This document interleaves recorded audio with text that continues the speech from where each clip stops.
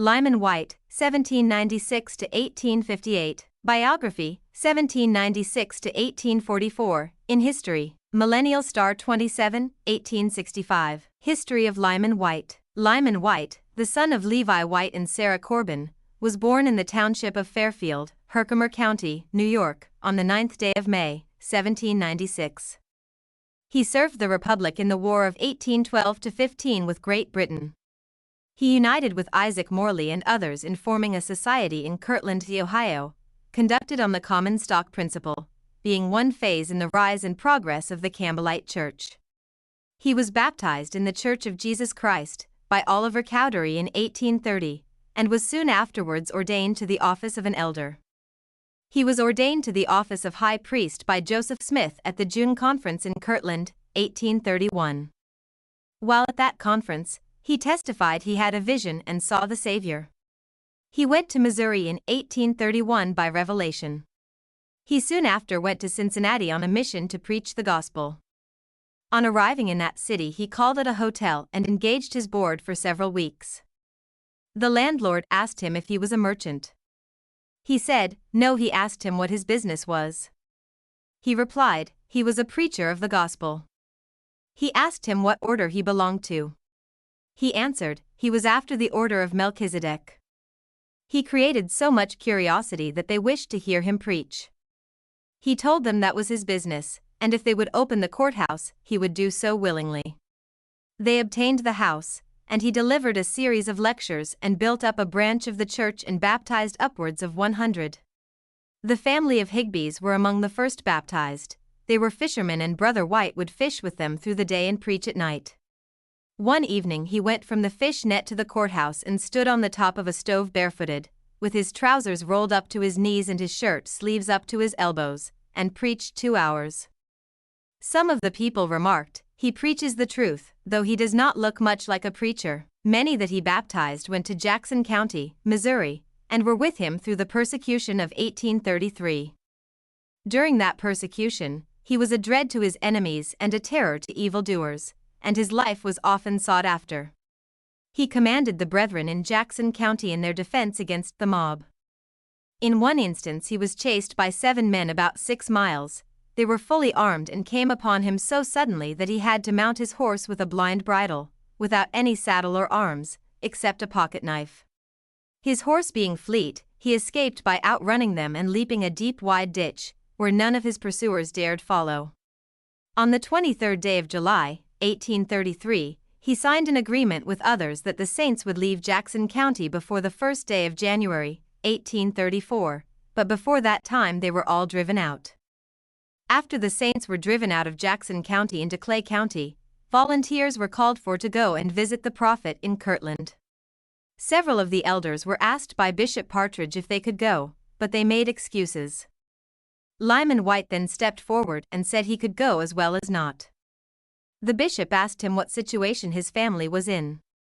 He replied, his wife lay by the side of a log in the woods with a child 3 days old, and he had 3 days' provisions on hand, so he thought he could go very well.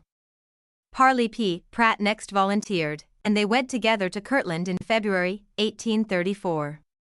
On their arrival at Kirtland, the prophet obtained the word of the Lord, and they were commanded, DNC 103:30-33, to gather up the strength of the Lord's house to go up to Zion, and it was the will of the Lord that there should be 500 men, but not to go up short of 100. In fulfillment of this commandment, Lyman Wight went through Pennsylvania, and on the 15th day of March, he attended a conference at Avon in New York. He also went through Michigan, northern Indiana, and Illinois, and assisted Hiram Smith in gathering up a company of 18, who joined Zion's camp at Salt River, Missouri, June 8, where the camp was reorganized, and Lyman Wight was appointed the 2nd officer. He walked the whole journey from Michigan to Clay County without stockings on his feet. By the appointment of Joseph Smith, he gave a written discharge to each member of the camp when they were dismissed. July 3, 1834, he was ordained one of the High Council of Missouri. He was one of the signers of an appeal to the world making a proclamation of peace in Missouri, July, 1834. He spent the summer of 1834 in Clay County, Missouri. He took a job of making 100,000 bricks and building a large brick house for Colonel Michael Arthur in Clay County, Wilford Woodruff, Milton Holmes, Heman T. Hyde and Stephen and Benjamin Winchester labored for him through the season. He was counseled to go to Kirtland and get his endowments. He started in the fall of 1835 and preached his way through to Kirtland, baptizing such as would receive his testimony. While on the journey, he called at the city of Richmond, Indiana, and gave out an appointment to preach in the courthouse. He walked through the city, and being a stranger was unknown, but wherever he went, the people were blackguarding the Mormons, and many declared they would tar and feather the preacher when he came to meeting that night. At the time of appointment, Brother Wight was at his post. There being no light provided, he went and bought candles and lighted the room. The house was soon filled with men who brought tar and feathers for the Mormon elder. He preached about 2 hours, reproving them most severely for their meanness, wickedness, and mobocratic spirit. At the close of the meeting he said, "If there is a gentleman in this congregation, I wish he would invite me to stay with him overnight." Whereupon, a gentleman stepped forward and tendered him an invitation, which he willingly accepted. His host said, "Mr. Wight, it is astonishing how you have become so well acquainted with the people here, for you have described them very correctly." He was kindly entertained and furnished with money in the morning to aid him on his journey. He spent the winter of 1835 to 1836 in Kirtland and received his endowment. He returned to Missouri in 1836. David W. Patton preferred a charge against Brother Wight for teaching false doctrine. He was tried before the High Council at Far West, April 24, 1837, and it was decided that he did teach false doctrine. He made the required acknowledgments. He opposed the selling of land in Jackson County, Missouri, and considered W. Phelps and John Whitmer in transgression for selling theirs. June 28, 1838, he was chosen and ordained the second counselor to John Smith, president of the stake at Adimondaomen, by Joseph Smith. Sheriff Morgan, of Daviess County, had agitated the people of the surrounding counties by asserting that he had writs against Joseph Smith and Lyman Wight which he could not serve without endangering his life. He invited the people to assemble together in Daviess County with their arms, so that he could summon them as a posse comitatus to make the arrests, the real design being to murder Joseph and Lyman, as they had not offered any resistance, neither had the sheriff made any attempt to arrest them. They went before Justice Austin A. King, at Raglan's, John Raglan, farm, to allay this excitement, and gave bonds in the sum of $250 for their appearance in court. Lyman subsequently went before 3 mobocratic magistrates, under the protection of General Atchison's militia, and gave bonds for his appearance in court, in the sum of $1,000, on a charge of misdemeanor. This examination was had in Atchison's camp at Netherton Spring, in Daviess County, surrounded by several hundreds of the mob, and about 100 militia. His life was repeatedly threatened, and it required the energy of Generals Atchison and Doniphan to prevent his murder.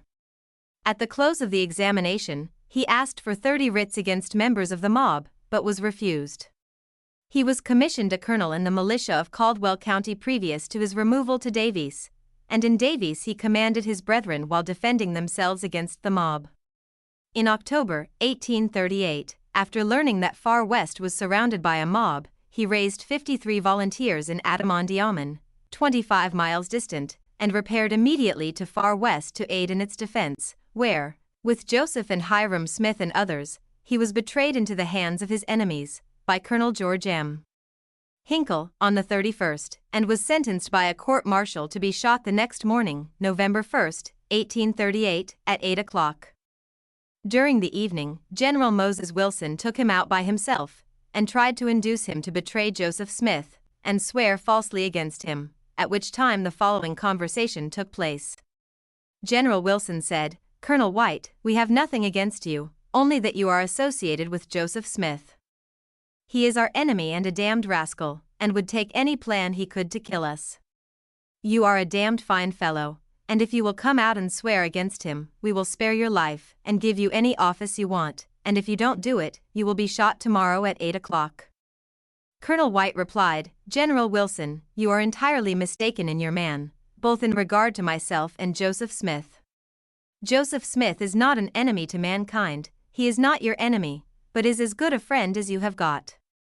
Had it not been for him, you would have been in hell long ago, for I should have sent you there by cutting your throat, and no other man but Joseph Smith could have prevented me, and you may thank him for your life. And, now, if you will give me the boys I brought from Adamandiaman yesterday, I will whip your whole army." Wilson said, "Wight, you are a strange man, but if you will not accept my proposal, you will be shot tomorrow morning at 8. Colonel Wight replied, "Shoot and be damned." This was the true character of Lyman Wight. He was true as the sun to Joseph Smith, and would die for his friends. He was taken to Jackson County with Joseph, Hiram, and other prisoners. They were chained together, and fed on human flesh in prison by their Christian guards, and he continued to suffer with his brethren until the 15th day of April, 1839, when he started with Joseph and Hiram Smith, Alexander McCrae, and Caleb Baldwin and guard, to go to jail in Columbia, Boone County. But on the night of the 16th, the sheriff fell asleep, the guard got drunk, and the prisoners left them and went to their families and friends in Illinois. October 20, 1840, brothers Lyman Wight and Reynolds Cahoon were appointed counselors to John Smith, President of the Saints in Iowa Territory. January 19, 1841, he was appointed one of the Nauvoo House Association. He was called and appointed, at the April conference following, to be one of the 12 apostles, in the place of David W. E. Patton, who fell a martyr at Crooked River in Missouri. He was commissioned a brevet major general of the Illinois militia by Governor Thomas Carlin. He went to Kirtland in 1842, and rebaptized about 200 of the cold, dead members of the church, and brought many of them to Nauvoo. July 1, 1843, he was examined as a witness before the municipal court of Nauvoo, and gave a plain, unvarnished account of the persecution against the saints in Missouri, and of the sufferings of Joseph Smith and his fellow prisoners, concerning which he said, "We were committed to Liberty Jail, under the care of Samuel Tillery, jailer. We were received with a shout of indignation and scorn by the populace." The jailer sent for a mittimus some days after. His tender mercies were intolerable. He fed us on a scanty allowance of filthy and unpalatable food, and for 5 days on human flesh. From extreme hunger I was compelled to eat it. The guards inquired, "How do you like Mormon beef?" During the winter of 1843 to 1844, he was employed in the Pine Country, at Black River, Wisconsin Territory, superintending the procuring of lumber for the Temple and Nauvoo House. In a letter directed to the presidency in 12, dated Black River Falls, February 15, 1844, he wrote his views about preaching to the Indians and going to Texas. In the spring of 1844, he started on a mission through the eastern states, and was appointed one of the delegates of the Baltimore Convention. He delivered a speech on Bunker Hill, on General Joseph Smith's claims to the presidency of the United States, and on hearing of the death of Joseph, he returned to Nauvoo with the 12. After his return to Nauvoo, he said, "I would not turn my hand over to be one of the 12, the day was, when there was somebody to control me, but that day is past."